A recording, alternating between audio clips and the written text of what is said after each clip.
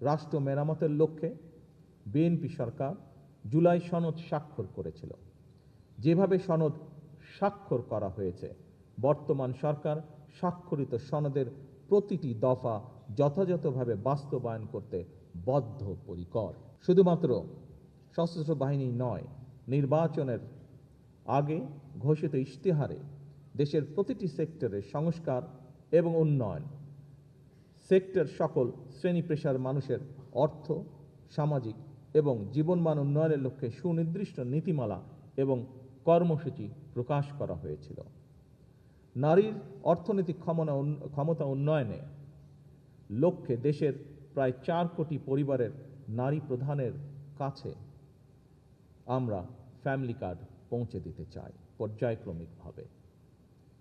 ক্রীড়াকে পেশা হিসেবে প্রতিষ্ঠিত করার লক্ষ্যে ক্রীড়া কার্ড এরই মধ্যে দেওয়ার কার্যক্রম শুরু হয়েছে।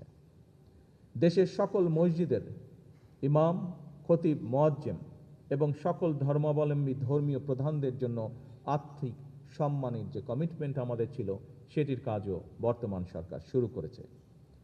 দেশে অনাহত বন্যা, খরা মোকাবেলা করে পানি ব্যবস্থাপনা এবং সেচ এবং বিশেষ করে কৃষি সেচ সুবিধা নিশ্চিত করার লক্ষ্যে খাল খনন কর্মসূচির কাজ এরই ভিতরে শুরু হয়েছে।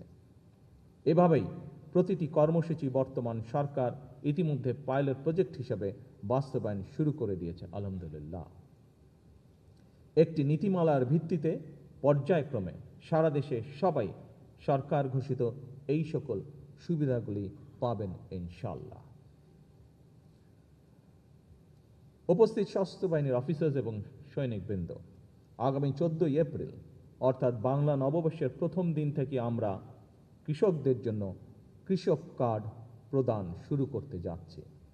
আমরা আশা করছি কৃষি অর্থনীতির বিকাশ এবং কৃষকদের জীবন মান উন্নয়নে কৃষক কার্ড অবশ্যই একটি গুরুত্বপূর্ণ ভূমিকা রাখবে।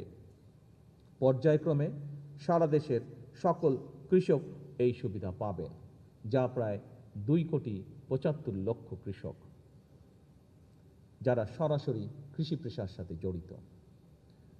এছাড়াও বর্তমান সরকার কৃষি ও মৎস্য খাতে 10,000 টাকা পর্যন্ত কৃষি ঋণ সুদসহ মওকুফ করেছে। এতে করে প্রায় 12 লক্ষ কৃষক সরাসরি উপকৃত হয়েছেন।